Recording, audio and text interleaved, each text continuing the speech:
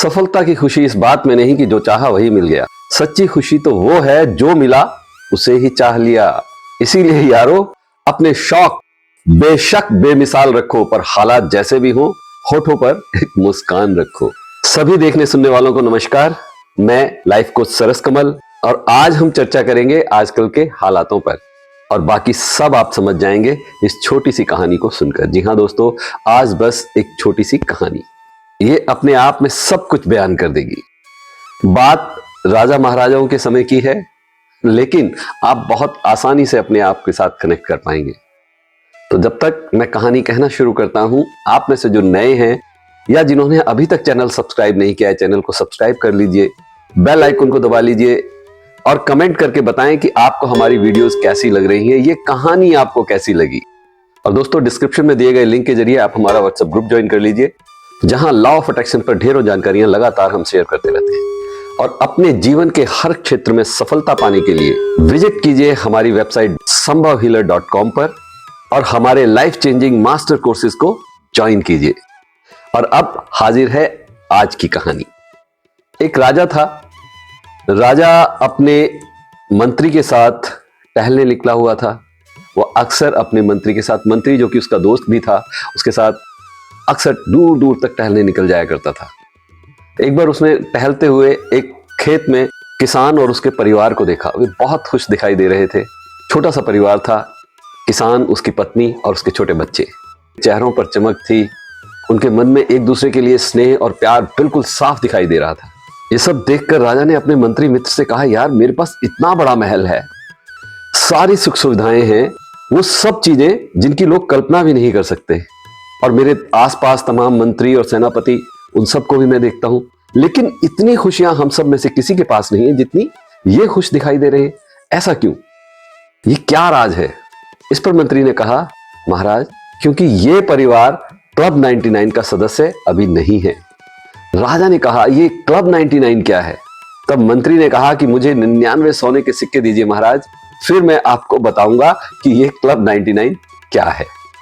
राजा ने 99 सोनों के सिक्कों वाली एक थैली मंत्री को पकड़ा दी कि लो, क्या करना चाहते हो तुम इससे। और मंत्री ने वो थैला लिया और उस किसान के दरवाजे पर रात को जाकर चुपचाप रख दिया। अब सुबह जब किसान उठा और उसने देखा कि अरे कोई थैला पड़ा है, उसने बहुत एक्साइटेड होकर साह में थैला ले जाकर अंदर देखा, सोने के सिक्के, ये तो कमाल हो गया, ऐसा सौभाग्य। वो खुशी से एकदम पागल हो गया। उसने तुरंत थैले में से सारे सिक्के निकाले और उनको गिनना शुरू कर दिया। 1 2 3 4 और इस तरह से 99 पर जाकर गाड़ी रुक गई। वो परेशान कि अरे 99, ऐसा कैसे? शायद मुझसे गिनने में गलती हुई होगी। उसने दोबारा गिनना शुरू किया, फिर 1 2 3 4 80 90 99 पर जाकर फिर गाड़ी रुक गई। अब वो एकदम दुखी हो गया और गुस्से में बोला, अरे ये कौन बेवकूफ है जिसने 99 सिक्के रखे हैं, पूरे 100 क्यों नहीं रख सकता था? फिर उसने अपने आप को ही समझाया कि शायद मैं उत्साह में या हड़बड़ी में सही तरीके से नहीं गिन रहा हूं। उसने दोबारा गिनी, लेकिन थे वो 99 तो 99 ही निकलते। फिर उसने अपनी पत्नी को आवाज दी। उसे लगा कि शायद मैं सही तरीके से नहीं गिन पा रहा हूं। उसकी पत्नी ने, किसान की पत्नी ने आके सिक्के गिने, फिर 99। उसे पता चल गया 4 बार गिनने के बाद कि वो सिक्के 99 हैं, लेकिन फिर भी उसके मन में एक तमन्ना थी कि शायद मैं गलत गिन रहा हूं, मेरी पत्नी गिनेगी तो सिक्के पूरे 100 हो जाएंगे। तो उसने पत्नी से गिनवाया, फिर अपने बेटे को बुलाया, उससे गिनवाया। बेटी छोटी थी, सिक्के लेकिन 99 ही रहे। अब किसान बोला, हे भगवान, हम इस तरह परेशान नहीं रह सकते, इन सिक्कों को मुझे 100 बनाना ही पड़ेगा। इसलिए अब उसने उस एक सोने के सिक्के को पाने के लिए कड़ी मेहनत करना शुरू कर दिया, बचत करना शुरू कर दिया। लेकिन सोने का सिक्का कमाना इतना आसान नहीं था उस जमाने में, जब उनके पास तांबे के सिक्के, चांदी के सिक्के भी नहीं थे। अब किसान ने रात दिन एक करना शुरू कर दिया और जो भी पैसा आता उसे इकट्ठा करने लगता सोने का सिक्का लेने के लिए।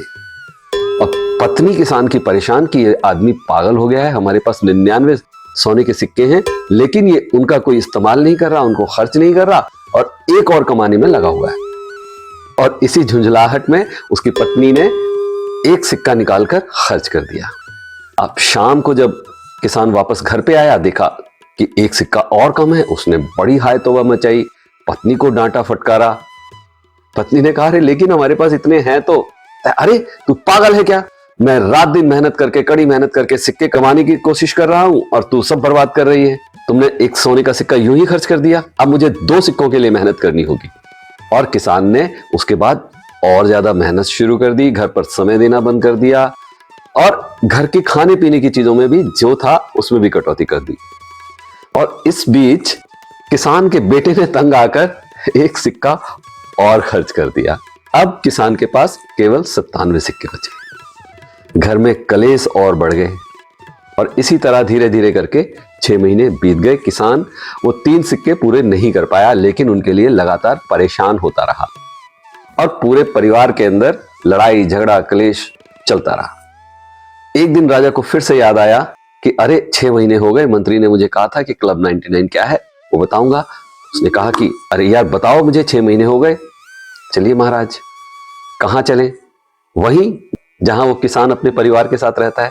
तो अब राजा अपने मंत्री मित्र के साथ टहलने के लिए चल देता है उसी जगह पर जहां पर वो किसान उसे पहली बार मिला था, किसान का परिवार।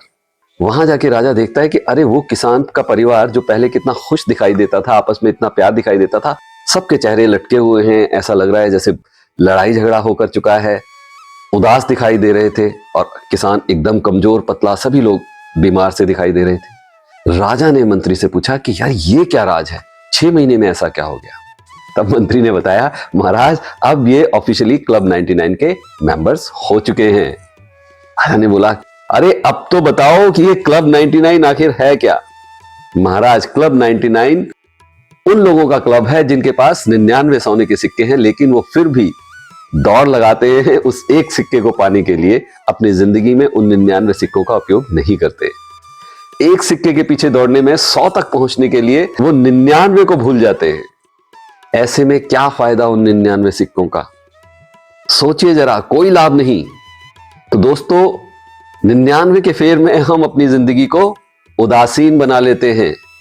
तो दोस्तों मंजिल का इंतजार मत करो, सफर के दौरान ही खुशियों का आनंद लेना शुरू करो। उन पर किसी तरीके की कोई कंडीशंस मत लगाइए। इस विचार के साथ न जिए कि अगर मैं ये नौकरी पा लूंगा तभी खुश हो पाऊंगा, मेरी शादी हो जाएगी तभी मुझे खुशी मिलेगी, मेरा प्रमोशन हो जाएगा तब तक मैं कैसे चैन के साथ बैठूं और आनंद लूं, ये पूरा कर लूं तो मुझे खुशी मिलेगी, ऐसा होगा तो ऐसा हो जाएगा, मैं अभी कामयाब नहीं हूं। ये तमाम इस तरह की बातें साथियों सब बेमानी है। ये सच है कि आज हमारे सामने कोई बहुत बड़ी चुनौती हो सकती है, फाइन, लेकिन इसका मतलब ये नहीं है कि हम अपनी खुशियों और संतुष्टि को पोस्टपोन कर दें। समझना यह है कि खुशी एक यात्रा है, मंजिल नहीं है। इसलिए खुश रहें और यह भी याद रखें कि नाखुशी आपको आपकी मंजिल तक नहीं पहुंचाएगी। और एक बात याद रखें कि इस दुनिया में कोई चीज आपको खुश नहीं कर सकती जब तक आप अपने आप को खुश ना रखना चाहें। तो दोस्तों वीडियो आपको कैसी लगी जरूर बताइएगा, कमेंट कीजिएगा। क्या आपने ये खुश रहने का मंत्र समझा और वीडियो यूजफुल लगी हो तो लाइक बटन अभी के अभी दबा दीजिए और ज्यादा से ज्यादा शेयर कीजिए अपने साथियों में, मित्रों में। उन्हें शेयर कीजिए जिन्हें आप हमेशा खुश देखना चाहते हैं और चाहते हैं कि वो 99 के फेर से दूर रहें। दोस्तों हमारी वेबसाइट www.sambhavhealer.com पर विजिट कीजिए और हमारे लॉ ऑफ अट्रैक्शन के कोर्सेज के ऑफर्स का लाभ उठाइए और हमारा व्हाट्सएप ग्रुप ज्वाइन कर लीजिए जहां हम लॉ ऑफ अट्रैक्शन पर बहुत सी जानकारियां साझा करते रहते हैं। दोनों लिंक आपको डिस्क्रिप्शन बॉक्स में मिल जाएंगे। तो बहुत जल्द फिर मिलेंगे एक और थॉटफुल यूजफुल वीडियो के साथ। तब तक कीप प्रैक्टिसिंग, अभ्यास करते रहें, अच्छा सोचें, अच्छा बोलें, अच्छा करते रहें। नमस्कार।